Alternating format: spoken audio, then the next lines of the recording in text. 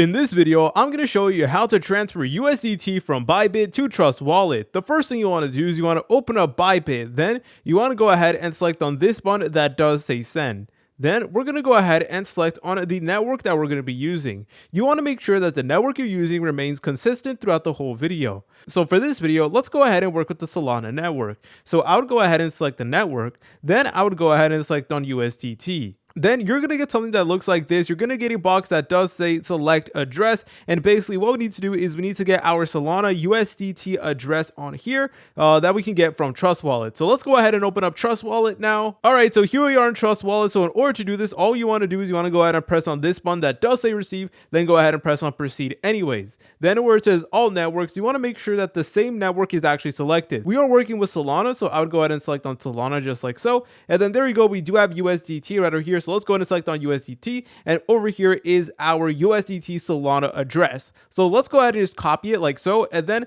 let's go ahead and open up Bybit. All right, guys, so here we are in Bybit, and all we need to do is we need to go ahead and just paste in the wallet address like so, and then there you go. As you're able to tell, it is a valid address. Then we can go ahead and press on next, and from here we can go ahead and select on how much USDT we can actually go ahead and send over. And basically you need to go ahead and confirm the transaction, and then within a couple of minutes you should see that USDT will go from Bybit to Trust Wallet. If you guys found this video helpful, make sure to leave a like and subscribe. I'll see you in the next tutorial.